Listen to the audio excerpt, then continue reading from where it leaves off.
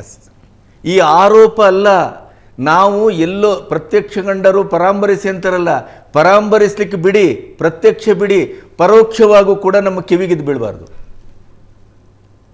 ಗೊತ್ತಿದ್ದೋ ಗೊತ್ತಿಲ್ಲದೆಯೋ ಇವರು ಸಮಾಜಕ್ಕೆ ಒಂದು ಮಾದರಿಯಾಗಿ ನಿಂತಿದ್ದಾರೆ.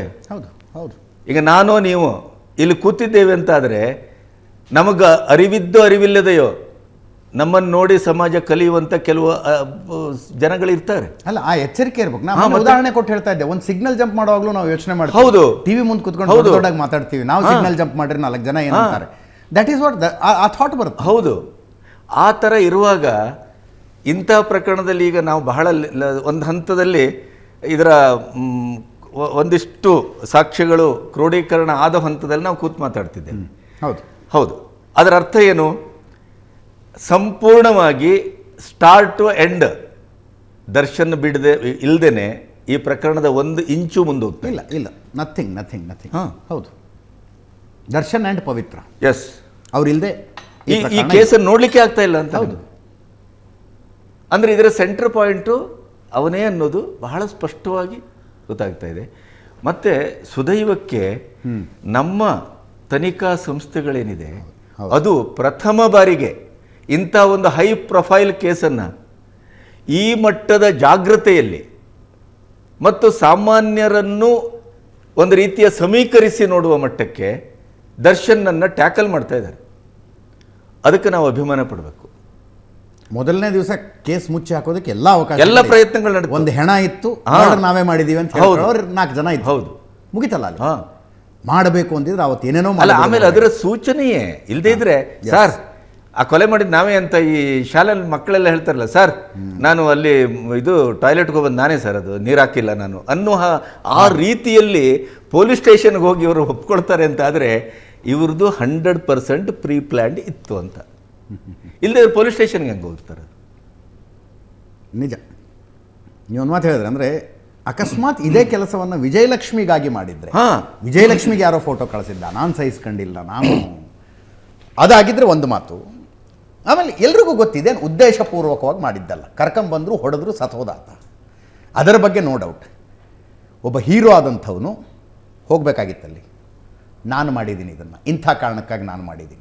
ಬಡವ್ರ ಮನೆ ಮಕ್ಕಳನ್ನ 5 ಲಕ್ಷ ದುಡ್ಡು ಕೊಡ್ತೀನಿ ಅಂತ ಪೊಲೀಸ್ ಸ್ಟೇಷನಿಗೆ ಕಳಿಸಿ, ಇದು ಯಾವ ಹೀರೋಗಿರಿ ಸರ್? ಇದು ಯಾವ ಹೀರೋಗಿರಿ?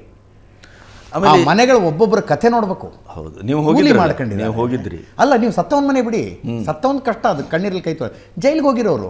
ಹೌದು, ಜೊತೆಗೆ ಜೈಲಿಗೆ ಹೋಗಿರೋ, ಕೂಲಿ ಮಾಡ್ಕೊಂಡಿರೋ ಮಕ್ಕಳನ್ನ 5 ಲಕ್ಷ ದುಡ್ಡು ಕೊಡ್ತೀನಿ ರಯ್ಯ, ನನ್ನ ಹೆಸರು ಹೇಳಬೇಡಿ, ನೀವು ಹೋಗಿ ಸರೆಂಡರ್ ಆಗ್ಬಿಡಿ ಅನ್ನೋ ಯಾವ ಸೀಮೆ ಹೀರೋ? ಅಲ್ಲ, ಕೊನೆಗೂ ನೀವು ಅಭಿಮಾನಿಗಳಿಗೆ ಕೊಡ್ತಾ ಇರೋದೇನು?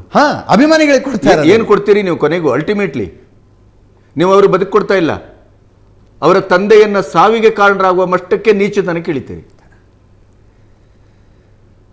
ಆ ತಂದೆ ಮಗನ ಇದು ಸಂಬಂಧ ಹೇಗಿತ್ತು ಅನ್ನೋದಕ್ಕೆ ಅವನು ನಿಮ್ಮಲ್ಲಿ ಮಾತಾಡಿದ್ದಾನೆ ಬೆಳಗ್ಗೆ. ಹೌದು ಹೌದು. ಸಂಜೆ ಹಾರ್ಟ್ ಅಟ್ಯಾಕ್ ಆಗಿ ಸಾಯ್ತಾನೆ.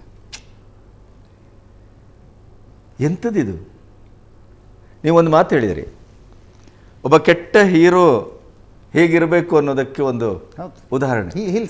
ಆದ್ರೆ ಮೇಲೆ ಎಷ್ಟೇ ಸುಧಾರಿಸಿದ್ರು ಈ ನೆಲದಲ್ಲಿ, ಇದೇ ಕನ್ನಡ ನೆಲದಲ್ಲಿ ಒಬ್ಬ ಅದ್ಭುತವಾದಂಥ ಶತಮಾನದ ಒಂದು ಮಾದರಿ ಹೀರೋ ಹೇಗಿರಬೇಕು ಅನ್ನೋದಕ್ಕೂ ಒಂದು ಉದಾಹರಣೆ ಇದ್ರು.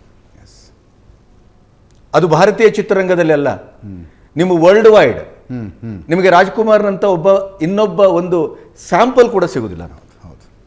ಅದು ನೀವು ಒಬ್ಬ ನಟನಾಗಿ ತೆಗೆದುಕೊಳ್ಳಿ, ಒಬ್ಬ ವೈಯಕ್ತಿಕವಾದ ಬದುಕಿನಲ್ಲಿ ನೋಡಿ, ಒಬ್ಬ ಸಾಮಾಜಿಕವಾಗಿ ನೋಡಿ, ಸಾಂಸ್ಕೃತಿಕವಾಗಿ.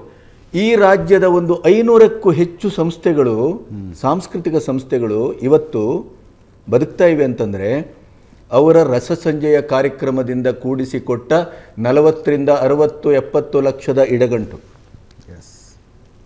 ಇನ್ಕ್ಲೂಡಿಂಗ್ ಶಕ್ತಿಧಾಮ, ಕೆಂಪೈನ ಕಾಲದಲ್ಲಿ ಆದದ್ದು. ಆದರೆ ಈ ಕೈ ಕೊಟ್ಟದ್ದು ಈ ಕೈ ಗೊತ್ತಾಗಬಾರ್ದು ಅಂತ ನಾನೇನು ಅದರಲ್ಲಿ ನನ್ನದಲ್ಲ ಅನ್ನುವ ರೀತಿಯಲ್ಲಿ ಸ್ಥಿತಪ್ರಜ್ಞೆಯಿಂದ ಬದುಕಿ ಹೋದವರು ರಾಜ್ಕುಮಾರ್. ನಾನು ಈ ಘಟನೆ ಹೊರಗೆ ಬಂದ ಮೊದಲನೇ ದಿವಸನೇ ಒಂದು ಉದಾಹರಣೆ ಕೊಟ್ಟೆ. ನನಗೆ ಯಾರೋ ಸ್ನೇಹಿತರು ಹೇಳಿದರು, ಅದು ಹೆಂಗೋ ಯಾರೋ ಬಂದು ಡಿಸ್ಟಿಲರಿ ಓಪನಿಂಗು ಇನಾಗ್ರೇಷನ್ ನೀವು ಮಾಡಬೇಕು ಅಂದಿದ್ರ. ಜೀವನ ಚೈತ್ರ, ಅಲ್ಲಲ್ಲ ಡಿಸ್ಟಿಲರಿ, ಅದೇ ಫ್ಯಾಕ್ಟ್ರಿ ಓಪನಿಂಗ್ ನೀವು ಮಾಡಬಹುದು ಅಂತ ಅವ್ರು ಒಪ್ಕೊಂಡ್ಬಿಟ್ಟಿದ್ರಂತ. ಆಯ್ತು ಬರ್ತೀನಿ ಅಂತ. ಅದ್ರ ಹಿಂದೊಂದು ಸಣ್ಣ ಕಥೆ ಇದೆ. ಆವತ್ತಿನ ದಿವಸ ಮಧ್ಯಾಹ್ನ ಒಬ್ರು ಹೋಗಿ ಹೇಳ್ತಾರೆ, ರಾಜ್ಕುಮಾರ್ ಅವರೇ, ನೀವು ಹೋಗಿ ಡಿಸ್ಟಿಲರಿ ಒಂದನ್ನು ಓಪನ್ ಮಾಡಿಬಿಟ್ರೆ ಸಮಾಜಕ್ಕೆ ಏನು ಸಂದೇಶ ಕೊಟ್ಟಂಗಾಗತ್ತೆ ನೋಡಿ. ಜಾತಿ ಮಾತಾಡಬಾರ್ದು, ಐ ಹೇಟ್ ಇಟ್. ಜಾತಿಯಿಂದ ಈಡಿಗರು ಏನೂ ತಪ್ಪಿರಲಿಲ್ಲ, ಕುಲ ಕಸಬ್ರಿ, ಆ ಸಮುದಾಯ ಮಾಡ್ಕೊಂಡು ಬಂದಿರುವಂಥ ಬಟ್ಟೆ ಇಳಿಸಿ ಆ ಸಮುದಾಯದ ಕೆಲಸ, ಅದು ಏನೂ ತಪ್ಪಿರಲಿಲ್ಲ. ಆದರೆ ರಾಜ್ಕುಮಾರು ಒಬ್ರು ಬಂದು ಹೇಳ್ತಾರೆ ಅವ್ರಿಗೆ, ಹೇಳಿದವ್ರು ಮೆಸೇಜು ಹಾಕಿದ್ರು, ಸರ್ ನಾನೇ ಸರ್ ಸಾಕ್ಷಿ, ನಾನೇ ಹೋಗಿ ಹೇಳಿ ಹೋಗಬೇಡಿ ನೀವು ಇದಕ್ಕೆ ಅಂತ ಹೇಳಿದಾಗ ರಾಜ್ಕುಮಾರ್ ಹೌದಲ್ವಾ, ಹೌದೌದು, ತಪ್ಪು ಸಂದೇಶ ಹೋಗುತ್ತಲ್ವಾ ಯುವ ಜನರಿಗೆ. ನಾನು ಹೋಗಿ ಡಿಸ್ಟಿಲರಿ ರಿಬ್ಬನ್ ಕಟ್ ಮಾಡಿಬಿಟ್ರೆ ಜನರಿಗೆ ಏನು ಅನ್ಕೋತಾರೆ, ನಾ ಬರಲ್ಲ ಅಂತ ಹೇಳ್ರಿ ಅಂತ ಹೇಳಿ ಕಳಿಸಿದ್ರು. ಮತ್ತು ಅದಕ್ಕೆ ಕಾರಣವಾದದ್ದು ಬಹಳ ದೊಡ್ಡ ಉದಾಹರಣೆ ಏನಿತ್ತು ಅಂದರೆ, ಜೀವನ ಚೈತ್ರ ಸೂಪರ್ ಡ್ಯೂಪರ್ ಹಿಟ್ ಆಗಿತ್ತು. ಜೀವನ ಚೈತ್ರದಲ್ಲಿ ನಾನೇ ಬರೆದಿದ್ದೆ ಲಿಕ್ಕರ್ ಲಾಬಿಯ ವಿರುದ್ಧ ಬ್ರಹ್ಮಾಸ್ತ್ರ ಅಂತ ಆ ಸಿನಿಮಾನ. ಅಂದರೆ ಅಲ್ಲಿ ಇಡೀ ಆಗ ಒಂದು ರಾಜ್ಕುಮಾರ್ನ ಪಾತ್ರ ಏನು ಮಾಡುತ್ತೆ ಅಂದರೆ, ಈ ಮದ್ಯಪಾನದ ವಿರುದ್ಧ ಹೋರಾಡ್ತದೆ. ಓಕೆ ಓಕೆ ಓಕೆ ಅದು ಬಿಡುಗಡೆಯಾಗಿ 100-150 ದಿನ ಓಡ್ತಾ ಇದೆ. ಅವಾಗಲೇ ಹೋಗಿವ್ರು, ಆವಾಗ ಹೋಗ್ಬೇಕು ಹೊರಟದ್ದು. ಅದಕ್ಕೆ ಹೋದದ್ದು ನಂದಿನಿ ಪ್ರೇಮ, ಮಾಜಿ MD. ಓಕೆ ಓಕೆ ಓಕೆ ಅವಾಗ ಅದಕ್ಕೆ ಹೋಗಿ, ಇಲ್ಲ ಅಣ್ಣ ಇದು ಹೀಗಾಗತ್ತೆ, ಇದರ ಪರಿಣಾಮ ಹೀಗಾಗತ್ತೆ, ನಿಮ್ಮ ಸಿನಿಮಾ ಹೀಗೆ ಹೇಳ್ತಾ ಇದೆ, ನೀವೇ ಹೀಗೆ ಹೋಗಿ ಓಪನ್ ಮಾಡಿದ್ರೆ ಏನಾಗ್ಬೋದು, ಹೌದಲ್ವಾ ಅಂತ ಅವರು ತಕ್ಷಣ.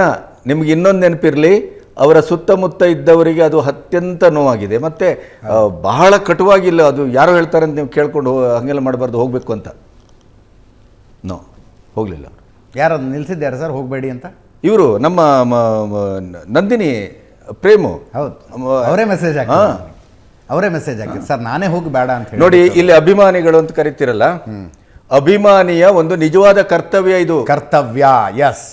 ನಂದಿನಿ ಪ್ರೇಮ್ಗೆ ಏನು ಆಗ್ಬೇಕಾಗಿರ್ಲಿಲ್ಲ. ಪ್ರೇಮ್ ಅಂತ ನಂದಿನಿ MD ಆಗಿ ರಿಟೈರ್ಡ್ ಆಗಿದ್ದಾರೆ. ಅವ್ರು ಹೋಗ್ತಾರೆ ರಾಜ್ಕುಮಾರ್ ಹತ್ರ, ರಾಜ್ಕುಮಾರ್ ಅವರೇ ನೀವು ಹೋಗಿ ಡಿಸ್ಟಿಲರಿ ಓಪನ್ ಮಾಡಬಾರ್ದು ಅಂತ. ಆತ ನಿಜವಾದ ಅಭಿಮಾನಿ, ಆತ ನಿಜವಾದ ಎಲ್ಲೋ ಒಂದು ಅವ್ರೇನು ಎದೆ ಮೇಲೆ ರಾಜ್ಕುಮಾರ್ ಅಂತ ಹಚ್ಚೆ ಹಾಕಿಸ್ಕೊಂಡಿರ್ಲಿಕ್ಕಿಲ್ಲ. ಏನು ನಾನು ರಾಜ್ಕುಮಾರ್ ಅಭಿಮಾನಿ ಅಂತ ಹೇಳ್ಕೊಂಡು ಓಡಾಡಿರ್ಲಿಕ್ಕಿಲ್ಲ. ತನ್ನ ಸೆಲೆಬ್ರಿಟಿಯನ್ನ, ತನ್ನ ಆದರ್ಶವನ್ನ, ತನ್ನ ರೋಲ್ ಮಾಡೆಲನ್ನು ಎಚ್ಚರಿಸಬೇಕಾದದ್ದು ಒಬ್ಬ ಫ್ಯಾನ್ನ ಕರ್ತವ್ಯ. ಆ ಕರ್ತವ್ಯವನ್ನು ಅವತ್ತು ಪ್ರೇಮ್ ಮಾಡಿದ್ರು. ನೀವೇನು ಮಾಡ್ತಿದ್ದೀರಿ ಇಂಥ ಟೈಮ್ನಲ್ಲಿ? ನೀವು ಎಚ್ಚರಿಸುವುದಾಗಿದ್ರೆ 2011ರಲ್ಲಿ ಹೆಂಡತಿನ ಹೊಡೆದಾಗಲೇ ಎಚ್ಚರಿಸ್ತಿದ್ದೆ.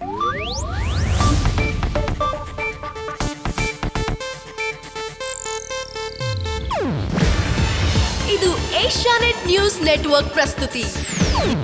ನೀವು ನೋಡ್ತಿದ್ದೀರಾ ಏಷ್ಯಾನೆಟ್ ಸುವರ್ಣ ನ್ಯೂಸ್.